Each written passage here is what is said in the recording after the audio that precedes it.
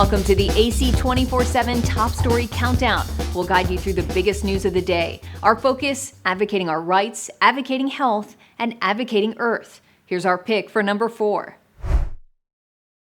Libyan and international teams have been working tirelessly out at sea, trying to recover the bodies of the thousands of victims of last week's catastrophic event that hit the city of Derna. And we have seen Libyan teams here trying their best to try and get out to sea to try and reach the bodies of those victims. But what we're hearing from the international teams that have been working on this for days now is that this has become a near impossible mission.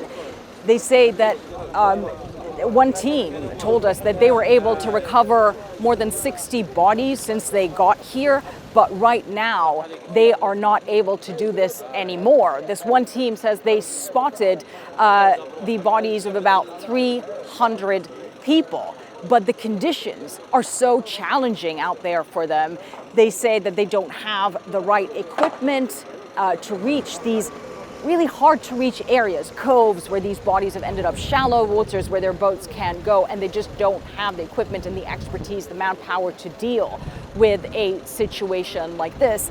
And what they're telling us is, while they did spot these bodies over the past couple of days, right now, those bodies have disintegrated into remains that they just cannot reach, they cannot retrieve because of the health hazard. And this is absolutely devastating for the so many families, survivors here in Derna who we was speaking to, who have told us all they want is to find the bodies of their loved ones or their remains to give them a proper burial.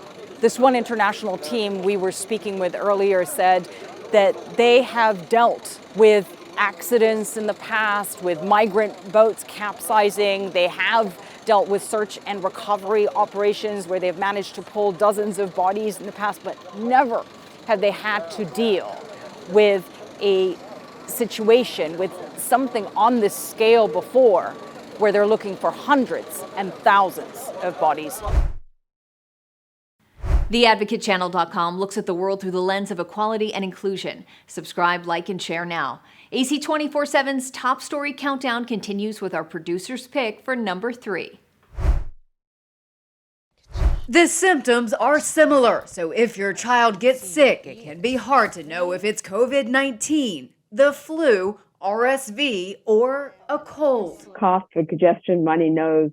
Those are common symptoms to all 4 of those viruses. Dr. Andy Shane with Children's Healthcare of Atlanta says there are ways to help distinguish between the illnesses. First, look at how quickly symptoms start. RSV and COVID are more gradual, usually in symptom onset, and may start with a runny nose and then progress to other symptoms. While COVID-19 is the current virus of concern, with nearly 19,000 hospital admissions the past week, RSV levels are starting to pick up in the South, with small increases in the West and middle of the country. Loss of appetite is classically something that we associate with RSV, but of course, loss of appetite can be associated with a lot of other infections as well. RSV symptoms may also include coughing, sneezing, fever, and wheezing. Colds usually peak within 2 to 3 days with cough, sore throat, runny or stuffy nose, watery eyes, and sneezing. COVID-19 may include symptoms of cough, brief episodes of fever, shortness of breath, abdominal pain, and fatigue. And flu symptoms may include fever, chills, headache, runny nose, nausea, and fatigue. If a parent is concerned about a child, then that is usually an indication that additional care needs to be sought. For Health Minute, I'm Mandy Gaither. Like the Advocate Channel on Facebook for the best way to get updates on stories that advocate for equality, justice, our rights, and more. AC 24/7 continues with today's top 2 pick. The success of this Mexican candy family business is in part thanks to the Deferred Action for Childhood Arrivals program, or DACA. When we got DACA, it was a boost. It was like a catalyst, and then things just happened faster. Things were easier. Licenses, loans, leases, all possible after Ignacio Viramontes began benefiting from this Obama-era program. These are the tomoikashis, which Now, Ignacio and his two siblings benefit from DACA. They make part of the more than 580,000 so-called dreamers in the U.S., undocumented immigrants often arriving to the U.S. at a young age, eligible for work authorization and shielded from deportation. But a federal judge in Texas this week ruled that a regulation intended to preserve DACA is unlawful. The time is running out, and I think that even if the Biden administration appeals, which I believe they will, and I think it'll go all the way up to the Supreme Court, looking at our Supreme Court and looking at the law, I think it's likely that the Supreme Court would find it unlawful, and then it's over. Jean Reese, professor and co-director of the immigration clinic at USC's law school, says the ruling could force a more permanent solution. People are reminded of the uncertainty. How much time do they have left? Years, maybe. And I think it really puts pressure on reform. At the center of the issue is the scope of the president's authority, which is why, for years, congressional leaders have tried to come to an agreement over immigration reform and failed.